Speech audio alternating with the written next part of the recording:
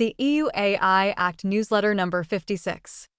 General Purpose AI Rules. By Risto Uk.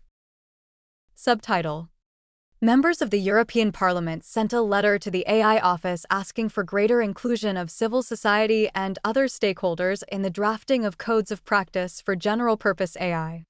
Heading: Legislative Process. MEPs have questions about the codes of practice process.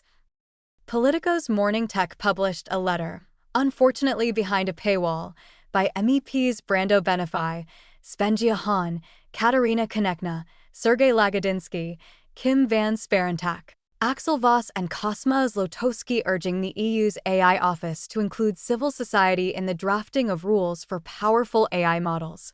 In the letter, they express concern that the Commission plans initially to involve only AI model providers, potentially allowing them to define these practices themselves. The MEPs argue this approach could undermine the development of a robust, globally influential code of practice for general-purpose AI models.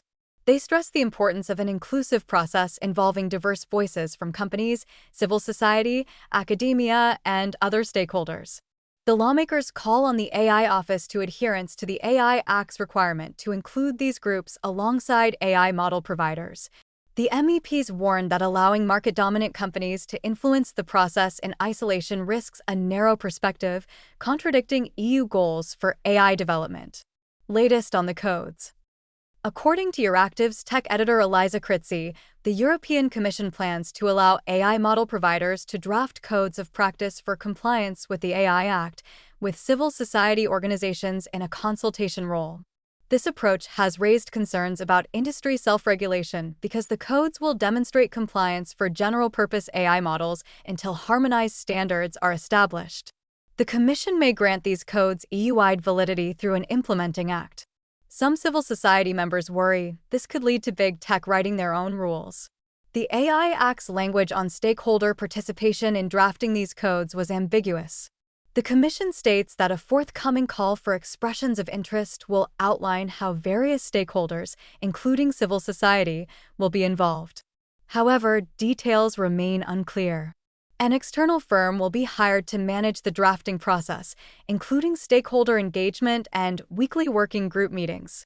The AI Office will oversee the process, but primarily focus on approving the final codes. How to define high-risk products relative to sectoral rules. According to Euractiv's Jacob Wolf-Wold, the European Commission is expected to classify AI-based cybersecurity and emergency services components in internet-connected devices as high-risk under the AI Act. This interpretation, revealed in a document on the interplay between the Radio Equipment Directive, RED, and the AI Act, sets a precedent for classifying other AI products.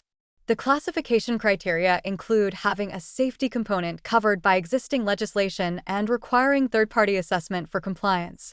Even when self-assessment is allowed under RED, AI-based cybersecurity components are still considered high-risk. This approach may extend to other sectors covered by harmonized legislation relevant to the AI Act, such as medical devices, aviation, and heavy machinery. Heading: Analyses. Summary of the Codes of Practice.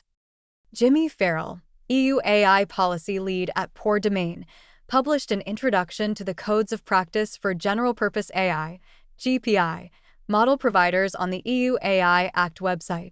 Article 56 of the Act establishes codes of practice as a temporary compliance mechanism for GPI model providers.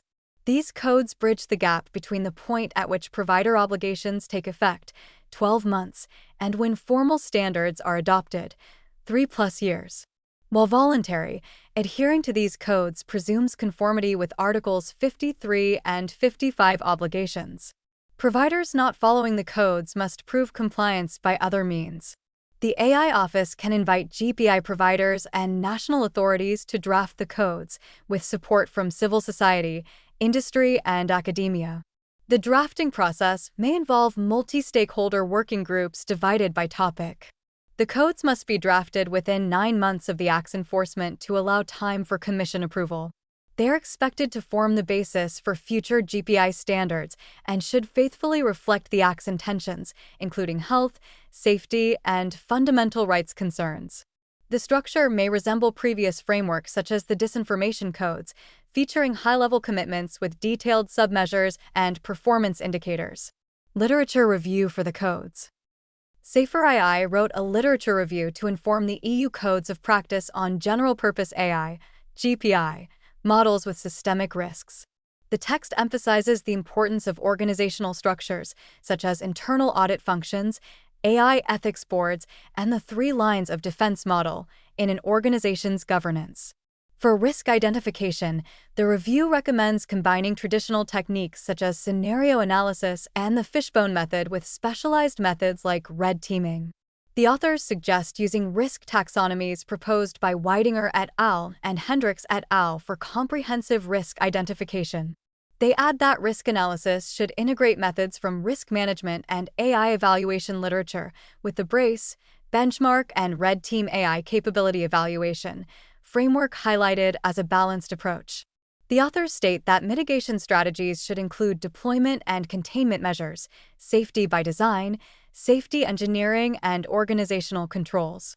The text also emphasizes the need for codes of practice to be interoperable with other frameworks, including ISO/IEC 23894:2023, G7 Hiroshima Process Codes of Conduct, Seoul Frontier AI Safety Commitments, and the NIST AI Risk Management Framework. Summary of the enforcement setup. Freshfields Bruckhaus Derringer's lawyers wrote a summary of the main institutions involved in the enforcement of the AI Act.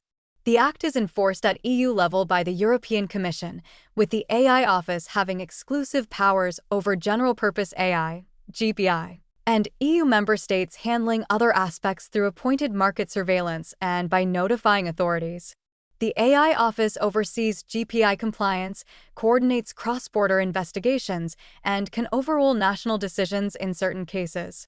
National market surveillance authorities have extensive powers for surveillance, investigation, and enforcement of non-GPI provisions. The European Artificial Intelligence Board, comprising representatives from each member state, advises the Commission and member states on consistent application of the Act. A scientific panel of independent experts supports enforcement activities and can issue qualified alerts about systemic risks in GPI models. The European Data Protection Supervisor is involved in enforcing the Act for EU institutions and bodies. This newsletter was narrated by Type 3 Audio for the Future of Life Institute. It was first published on July 8, 2024.